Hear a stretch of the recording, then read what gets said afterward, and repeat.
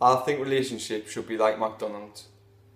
You make your order, you know exactly what you want when you're going in there, you make your order, you receive your order, you eat it, delicious, lovely. You know exactly what you want, you get it, you eat it, lovely. However, what you don't do is you don't go in there and tell them you want something when really you want something else. For example, you don't go in there and you don't say, I don't know, you don't, right, the other day I got a chicken legend, right, that asks, do I want salsa or mayo? Salsa, obviously, right, it's lovely, a little bit spicy but it's nice. And I asked what drink I'd like a strawberry milkshake please. Why? Because I dip me chips in it, it's lovely, have a nice day, there you go. Then I walk away with my food, it's nice, or I go through the drive-through. Now, if I went in there with the thought of getting a nice, succulent chicken legend with strawberry milkshake dip me chips in, but what I went in and said was, can I have something with chicken in it please, and a fruit-based drink, and then received a McChicken sandwich and a bloody still Fanta, I'd be angry, I'd be pissed off. Because I don't want a still Fanta, I don't want a McChicken sandwich, I want a chicken legend and a strawberry milkshake to dip me chips in, right? I do not want a McChicken sandwich, I want a chicken legend. So, basically, make your order right. So what does this tell you? You need to make crystal clear what you want when walking into McDonald's. McDonald's being the relationship in this situation, and your order being exactly what you want from that person, whether it be casual dating, whether you want something serious, or whether you want a casual relationship, wink wink, nudge nudge, how's your father? Do you know what I'm saying? You need to establish exactly what you're after. I mean, it's no good saying, well, I'm not sure, we'll see what happens, because seeing what happens is seeing how two different people think. Whereas if you're both aligned to thinking the same thing, then you're going to go in the right direction. Whereas if you're going in two opposite directions, you're going to get lost. So you've decided to be friends with benefits.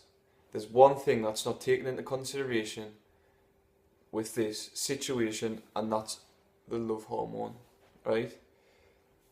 Humans are only temporary flesh and blood with instincts. That's how I see it, right?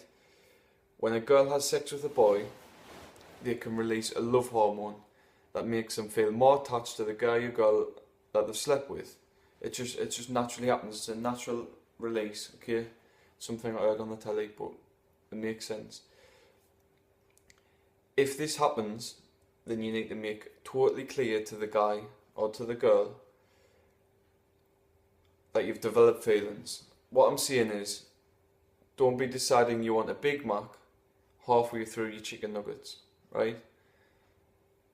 The reason being is, well, basically you need to establish to the girl behind the counter that you want a new Big Mac. You need to say, look, I'm halfway through my chicken nuggets, but I want a Big Mac as well. But not as well, but you want a Big Mac instead of your chicken nuggets, so you're going to throw your chicken nuggets in the bin to have your Big Mac, right? However, the problem is, you can't take away the fact you've already had some chicken nuggets. So that's something you need to deal with. You've already had chicken nuggets, right? So you're constantly going to be thinking about that person. At some point, all they were interested in was sex, right? That's what chicken nuggets is, sex. Big Mac, relationship, chicken nuggets, sex, okay? At some point, all you wanted from each other was sex. So you both need to want a Big Mac. That's it. You both need to want a Big Mac. And if the situation is that someone wants nuggets and someone wants a Big Mac, then you need to call it off completely, right? Because frankly, it would well piss me off if I wanted a Big Mac, but all I had was nuggets. Do you know what I'm saying? If you want a Big Mac, but you're stuck with nuggets, it's not going to work. because you're constantly going to be wanting a Big Mac more and more as you're eating your nuggets. The more nugget you have, the more Big Mac you want. That's a rule. Keelan rule number 27. Why not? In my opinion, the problem is that people are scared of rejection. Now, what I mean is, what they do is they start playing games. They're scared of rejection, so they start playing games, basically tinkering around the idea of whether you like each other or not, showing little signs, not text them back for an extra half hour to make them want you to text them even more. That stresses me out. Text games. You're frustrating somebody to like them even more, right? It does work, don't get us wrong, it does work, but surely it takes longer to make them realise that you like you. Why not just come out with it? Say, I like you, I want this, but I don't want that. I want nuggets, or I don't want nuggets. I want a Big Mac, or I don't want a Big Mac. You need to make it clear, otherwise somebody is going to get a broken heart. Simple as that.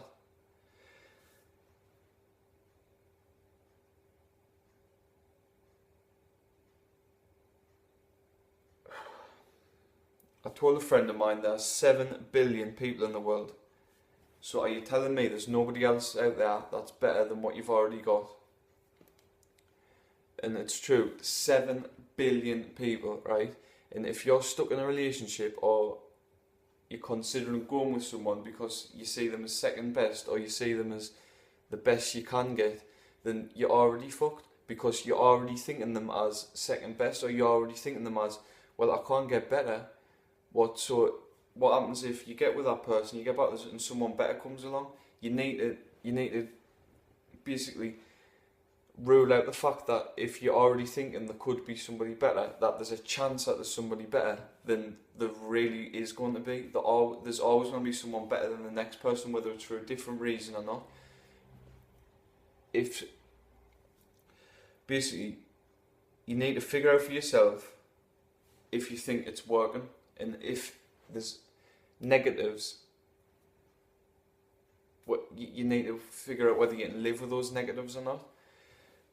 Like,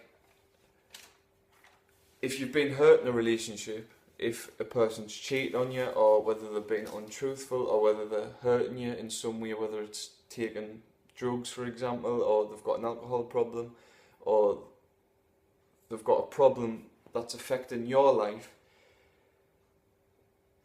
For me, an example for me, if it was cheating, if somebody was cheating, this is pretty much black and white for me now.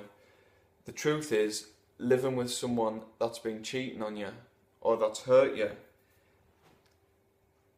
is like living in a house with a dead penguin on the floor. How's it like that? I'll tell you. Right, so you might get on with your day-to-day life. You might do the hoovering.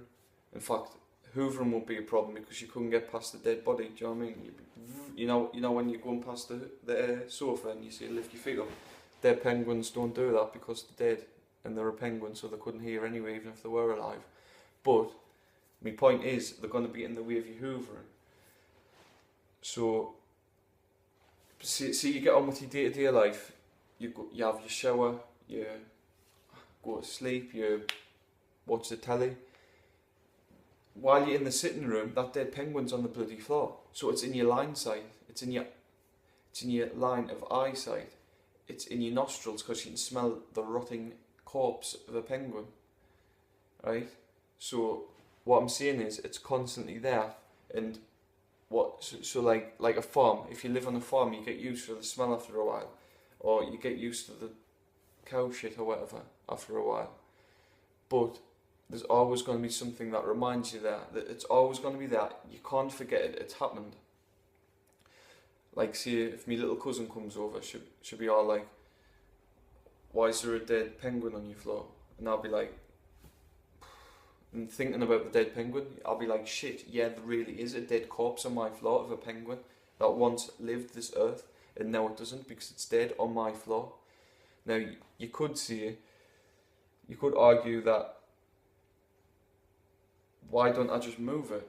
Why don't I just take it out the back and bury it and put it under the soil? That's exactly my point. Get rid of it. It's not good for you. I mean, surely you're going to catch some sort of disease if there's a dead penguin on the floor anyway. But what I mean is, that could be related back to the cheating thing. You could catch a disease if someone's cheated. They might have caught clap. It'd bring the feelings back of there really is a dead penguin on my floor, basically. If you have people over, if you smell it, if you walk past it, if you forget it for 5 minutes, it's there. It's constantly on your mind.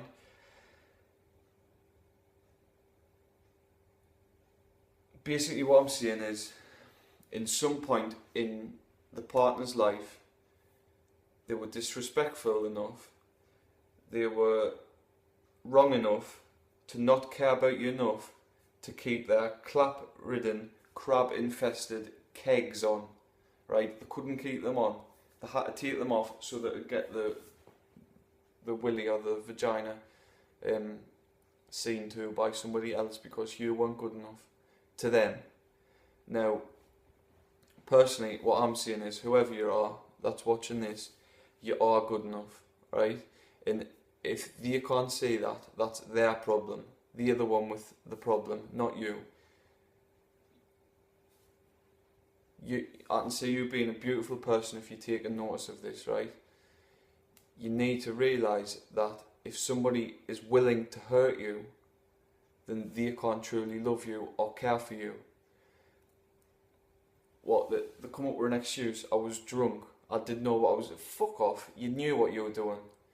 If you're drunk, it doesn't matter how drunk you are. People say, I can't remember what happened last night. Yeah, you can remember, right? You can remember parts of what happened. Doesn't matter how drunk you were, right? They lost the fact that they had some sort of feelings for you and they went out and hurt you, okay? So, basically, in the bit, son, daughter, lass, lad, whatever, just get rid of them. So no matter how much they beg or play with your feelings, because they will do it, they'll say, I'll never do it again. They'll say, please, it was one daft night, it was a mistake, it was this, it was that. No, you're the mistake for me letting you into my life, is what you should say. Taking them back is like burning your head on boiling water and then dipping it in a deep fat fry to make you feel better. It doesn't work. Eventually, they could do it the once, and you've let them get away with it. So the second time is going to be just as easy, except they're going to think, you know what, I've got a chance of getting away with it, because I know I did the last time. Doesn't matter how much you hammer into them that they've got one chance. They were disrespectful enough in the first place, so they're going to do it again. Trust us.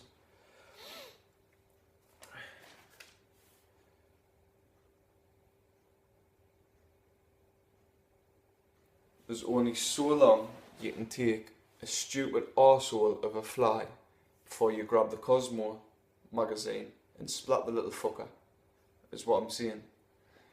Basically, there's only so much you can take the pain before you splat it. So if you do take them back, eventually you're going to flip. And there's loads of examples of people who take them back and eventually feel like they have to get their own back by cheating on them. So if somebody has been bad enough to cheat on you, it doesn't work. Look, people say that they get on with the relationships after someone's cheated, but the pain doesn't go away. It just disappears for a little while and then comes back. It doesn't go away. There's no way of healing it. Basically, my number one rule is surround yourself and only let in the positive people and push out the negative ones. Then you'll be halfway to being happy.